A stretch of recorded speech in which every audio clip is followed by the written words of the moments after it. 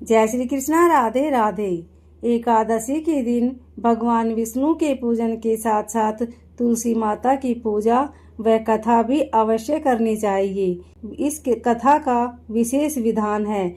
इसे सुनने से घर में सुख शांति और विष्णु जी की कृपा प्राप्त होती है। तो चलिए सुनते हैं तुलसी माता की कथा। पौराणिक कथा के अनुसार जालंधर नाम का एक बहुत शक्तिशाली असुर था, जिसे अपनी शक्ति पर बहुत घमंड था। जालंधर की पत्नी वृंदा तुलसी अत्यंत पतिव्रता और भगवान विष्णु की परम भक्त थी।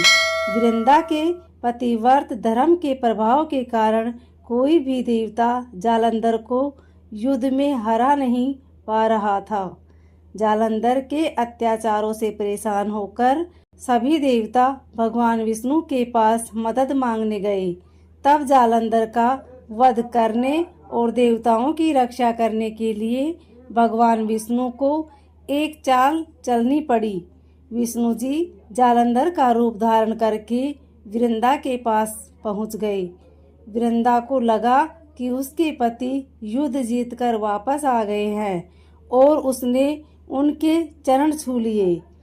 जैसे ही वृंदा ने अपने पति रूपी विष्णु जी को छुआ, उसका पतिव्रता धर्म खंडित हो गया और उधर युद्ध भूमि में जालंधर का वध हो गया। जब वृंदा को इस छल का पता चला तो वह बहुत क्रोधित और दुखी हुई।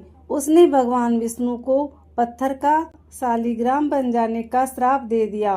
वृंदा के श्राप से विष्णु जी तुरंत पत्थर के हो गए।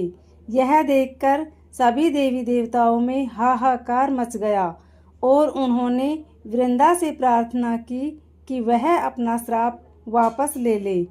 वृंदा ने देवताओं की प्रार्थना सुनकर अपना श्राप वापस ले लिया और स्वयं विष्णु जी को श्राप से मुक्त कर दिया। इसके बाद वह अपने पति की चिता पर सती हो गई। वृंदा के सती होने के स्थान पर जहाँ राख थी, वहाँ पर एक पौधे का जन्म हुआ। भगवान विष्णु ने उस पौधे को अपना प्रिय माना और उसे तुलसी का नाम दिया।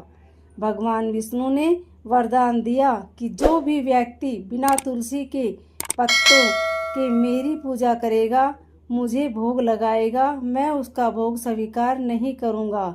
इसके साथ ही उन्होंने कहा कि कार्तिक मास की देवउठनी एकादशी के दिन तुलसी जी का विवाह शालिग्राम विष्णु जी का स्वरूप के साथ कराया जाएगा।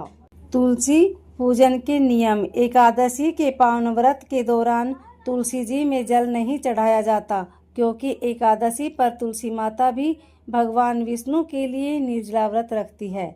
एकादशी की पूजा में तुलसी के पत्तों का प्रयोग किया जाता है, लेकिन ध्यान रखें कि तुलसी के पत्ते कभी भी नाखून से नहीं तोड़ने चाहिए और न ही एकादशी तिथि को नए पत्ते तोड़ने चाहिए। पहले से गिरे हुए पत्तों का इस्तेमाल करना चाहिए।